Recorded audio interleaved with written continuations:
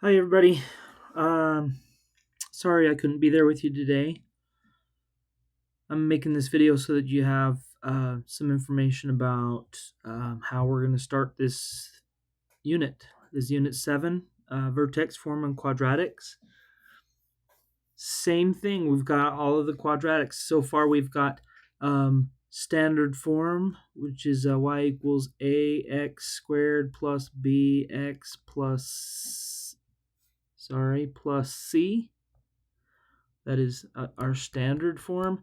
And then we did factored form. Actually, we did this one first. But that would be y equals a times x minus p times x minus q. And where p and q were the x values of the x-intercepts. And then and now we're going to do VF, which is our vertex form. And that one is y equals a times x minus h quantity squared plus q, and we'll talk, or excuse me, plus k, and we'll talk about that a little further down. But right now, this is the front of your notes packet. So as you're looking through this, make sure that you're writing these things down, that you're taking notes. If you're watching this on the projector with a substitute, great. If you will also have a copy of this in Canvas, and you can watch it there. Again, and you can pause and take notes and fast forward and rewind and all of those things that you can do if you're watching it just there on your own. But here is some of the dates. So obviously today, Thursday, 1/23, we're going to be doing this solving using square roots. Completing the square, we're going to be doing over a couple days. On the first day, it will be Monday, the 27th. And then the second day, we'll be doing this on Wednesday, the 29th. And then finally, 7.4 we'll be doing on graphing in vertex form will be on Friday, the 31st. Our unit test will be on Tuesday, the 4th. And then intervention day will be Thursday,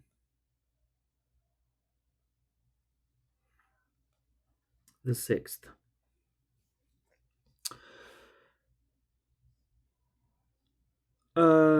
So yeah, today we're gonna show you how you solve for x using the square root property. We'll be talking about that here in a moment. Use your student tracker. This is for you so that you can keep track of how we've done when we do things, when you do things. Have you completed your notes?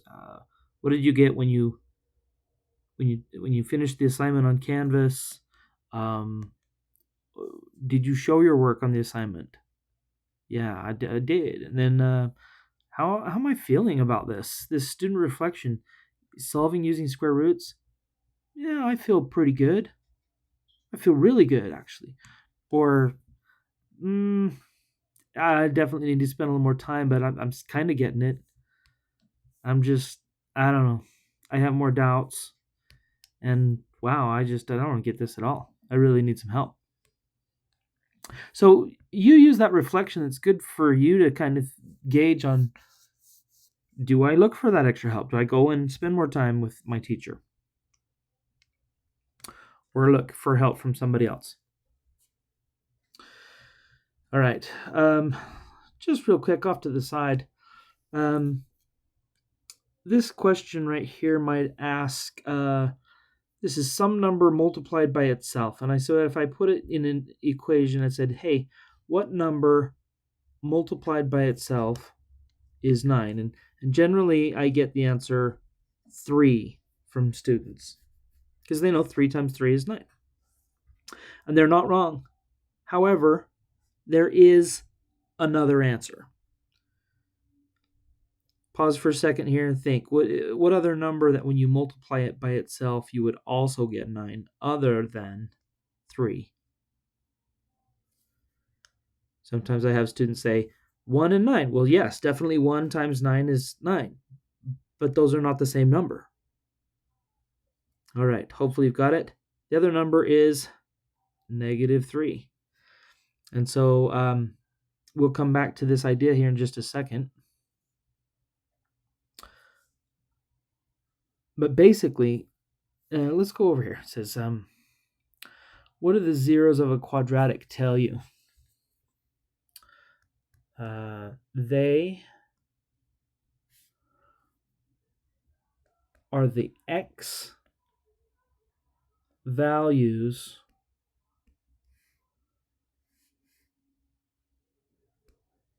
when y equals 0.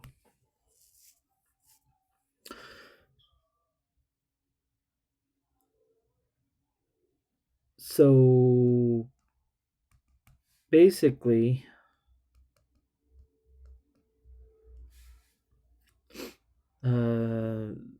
x-intercepts.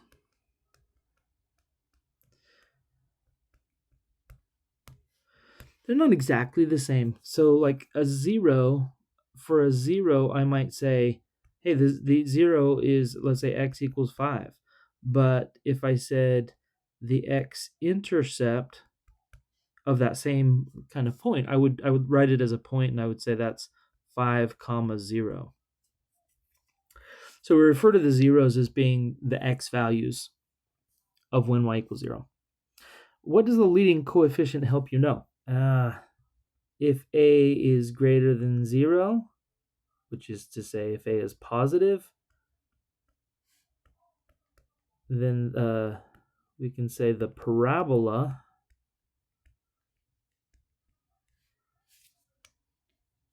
opens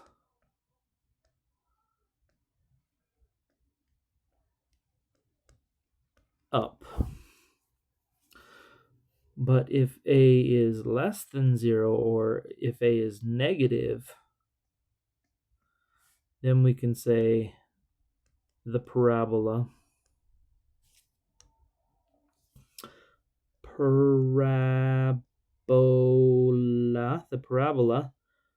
opens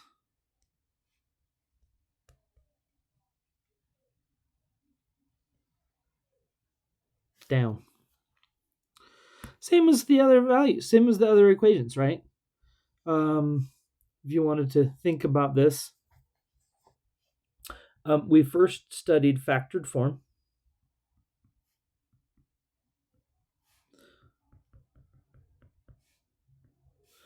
And that was f of x is equal to a times x minus p times x minus q. And p and q were the x values of the x-intercept. So you could say those are the zeros. And we studied this back in Unit 5. Then we did standard form. Say SF here. And that was f of x is equal to ax squared, plus bx plus c. And the easiest thing we would get that from that would be the x-intercept. The y-intercept at 0, c, and that we just did here in Unit 6. That's also where we use the quadratic formula. X equals negative b, that one. Unit 6. And then we have, now what we're doing in Unit 7 is the vertex form.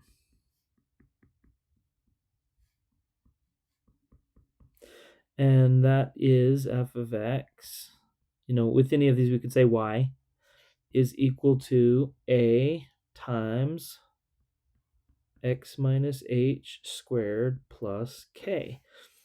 And that's, again, right now, Unit 7. But the thing to notice here is that the a value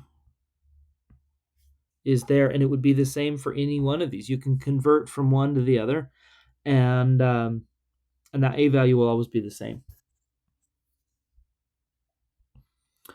All right, so yeah, same a value. It's the one that goes out there in front. What is the opposite of squaring a number? The opposite of squaring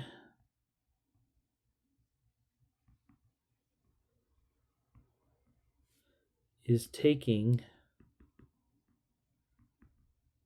the square root. So, we've talked about the opposite. Use our yin and yang symbol here. The opposite of adding is subtracting. The opposite of multiply is divide, and vice versa. And the opposite for this one, the opposite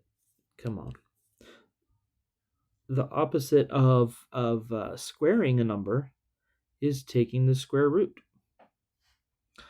And so if we were to go back over here to this example, the opposite of squaring is taking the square root, but we have to do it to both sides. The thing that's different about this than other times when we solve equations, in addition to doing the same thing to both sides, we have to consider the plus or minus because of what we talked about a moment ago here, that there's both a positive and a negative value. That if I put that in here into the original equation, that x squared equals 9, both plus 3 and negative 3 will go in there. If I take negative 3 squared and put that negative 3 in here for x, negative 3 squared is 9, because a negative 3 times a negative 3 is positive 9. At any rate, this is something we have to keep in mind, that we need to add in that plus or minus value when we take the square roots of both sides. And that's the moment when we need to do that, is when we take the square roots of both sides. We'll see some examples here. Okay, so on this first one, the key here is that we have the squared part alone. And here we have a squared part alone. So it's already ready for us to take the square root. So I'm going to just rewrite it, though, just to leave some space. This is, I think, a really good idea to do this. X minus 5 squared equals, and then I'm going to put 4 over here, and you'll see why in just a second. So I've left some space there. Now the opposite of squaring, taking the square root and taking the square root. And now I have the space to put in that plus or minus.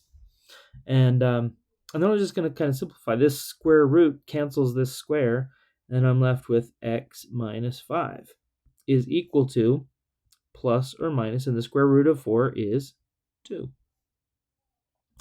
And but I want to get x alone, so I'm going to add 5. I'm going to add 5 on the left. I'm going to add 5 on the right. Here, this is going to cancel, and now my x is alone. And so then I just have to figure out, okay, well, I've got 5 plus 2, and that would be 7. And then I've got 5 minus 2, and that would be 3. And so x is equal to 3 or 7. Both of those are values of x that would work in here, and you can check them. Like, just think real quick, if I put 3 in here for x, that'd be 3 minus 5. 3 minus 5, and that's negative 2. Negative 2, and if I square negative 2, do I get positive 4? Yes, so I know that 3 works. On the other hand, I got 7. And so if I put a 7 in here, then I've got 7 minus 5. And 7 minus 5 would be 2. And that would be squared. 2 squared would be 4. Is that correct? Yeah, absolutely. So we've checked both of those work. So we should be good with this solution. Now, if you notice this one right below it, here the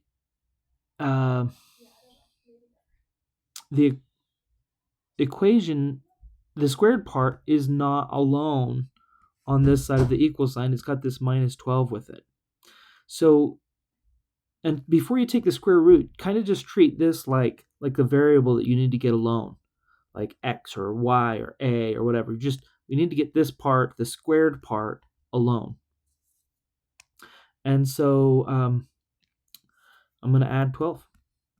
Add 12 here and add 12 here. And that cancels that. And then I've got x plus 2, quantity squared, is equal to, and then 12, negative 9 plus 12, or 12 minus 9, is 3. Again, I'm not going to write it right here. I'm going to write it over here. So I have some space to put my plus or minus, because now I'm going to put the square root, take the square root, and I put in my plus or minus. And then down here I've got x plus 2 equals, once again I'm leaving some space here so I can do that thing what I need to do with this 2 here, plus or minus the square root of 3. Now, we don't want any decimals, so we're just going to leave our answer as in exact form. You can't simplify the square root of 3. You'd need, you can simplify the square root of 9 because it has 2 3's in it, but square root of 3, no, there's no way to simplify it. And we don't want to put it as a decimal, because then it's no longer the exact value. So here, we're just going to take minus 2 here and minus 2 here. That cancels that. And so x is equal to, and I'm just going to separate this into 2 different values. I got negative 2 plus root 3 and negative 2 minus root 3, considering both the plus and the minus values there. So that's what your solution would look like here. Sometimes they're a little bit different. If I give you another example here, let's do create an example here. Let's say I had 3x squared minus 20 equals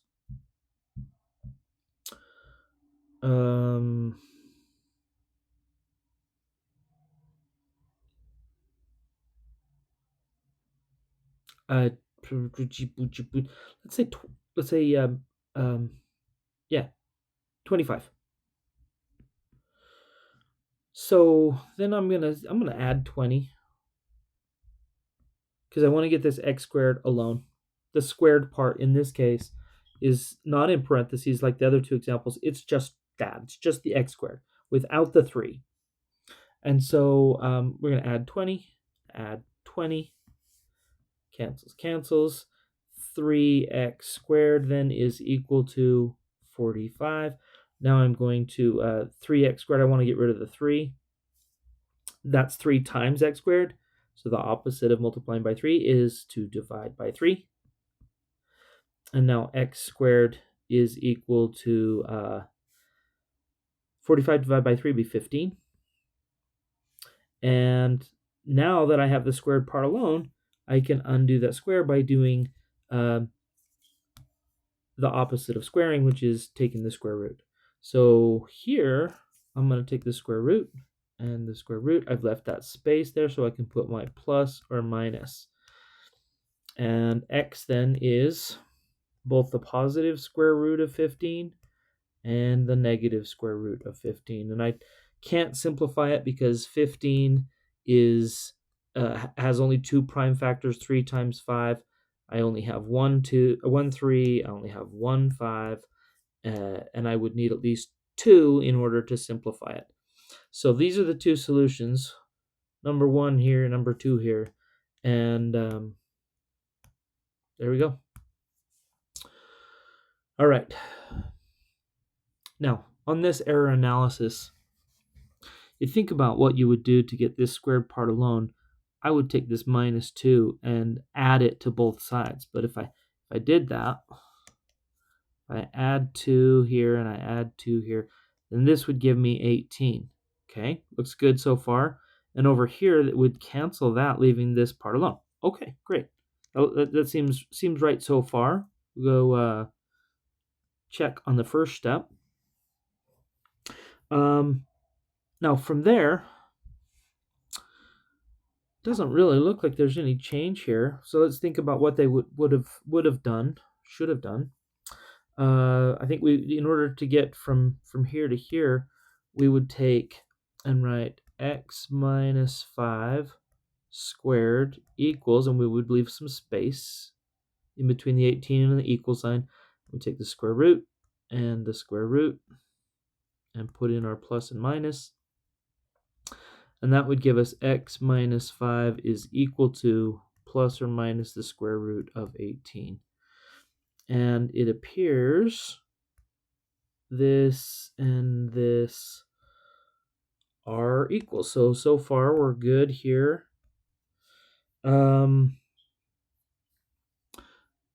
Now, I would want to get rid of that minus 5. So the opposite of subtracting 5 is add 5. So I'm going to add 5 and add 5 over here. And it looks like here they've got 2 root 3. So I'm just wondering if they simplified that correctly. So let's look. 18. Let's simplify the 18 first with the prime factors. We know that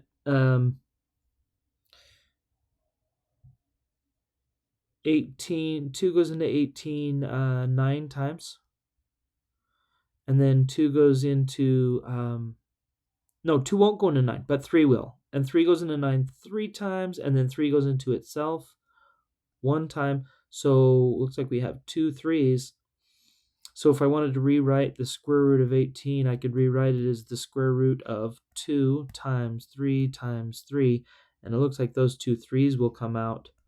And so that'll be 3 root 2. So it looks like they just kind of transposed the numbers here.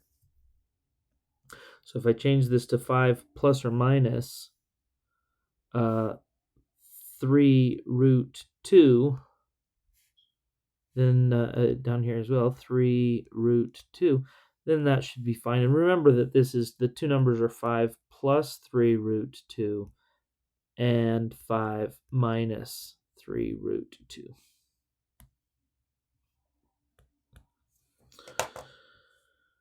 All right, there you go.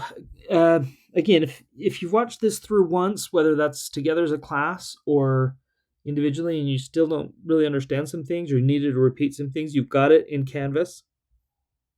Go back, take a look at it, pause on the parts where you need to. Go through and do your assignment. Please work hard, do what you can today, and then be ready to ask any questions on anything you didn't understand when I see you again, which will be on Monday. All right, thanks guys. Have a great class.